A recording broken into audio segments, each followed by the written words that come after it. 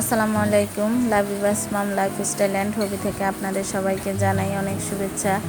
আশা করছি আপনারা সবাই ভালো আছেন, আমিও আমার পরিবারের সবাই ভালো আছি।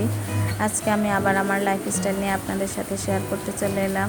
তো আমি সকালে ঘুম থেকে উঠে প্রথমে আমি চা বসিয়ে দিলাম। চা বসানোর পরে আমি বাকি কাজগুলো করব, কারণ বাচ্চাদের সামলিয়ে কাজ করা খুব টাফ। তো ওদেরকে ঘুমিয়ে রেখে যতটুকু পারি ততটুকুই করতে হয়।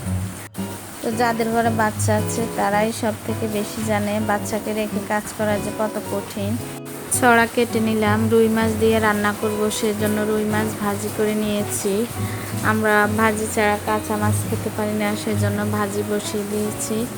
তার ফাঁকে আমি ঢেঁড়সগুলো ভাজি বসিয়ে দিয়েছি।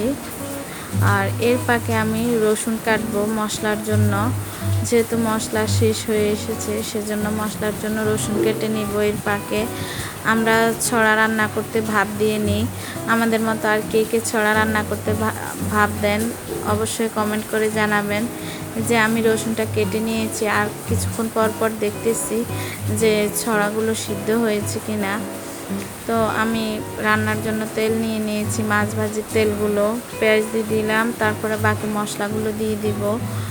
আমরা সাধারণত তরকারি যেভাবে রান্না করে ওইভাবেই হলুদ, মরিচ, ধনিয়া, জিরা এগুলো দিয়ে তরকারি রান্না করি। তো আমি ওইভাবে মশলাগুলো দিয়ে কষিয়ে নিয়েছি। তেল উপরে বেশি উঠেছে, এরপরে আমি ছড়িগুলো দিয়ে আমি কষিয়ে নিব। আর আমি ব্লেন্ডারে ডাল নিয়ে নিয়েছি, সেই ডাল আমি ব্লেন্ড করে নিয়েছি।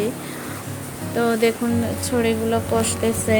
এর ফাঁকে আমি বিছানার চাদর থেকে শুরু করে সব গুছিয়ে নিব, সবগুলো অগোছালো হয়ে আছে। তো এর ফাঁকে আমি সব গুছিয়ে নিয়েছি, এখন ঝাড়ু দিয়ে নিব সব।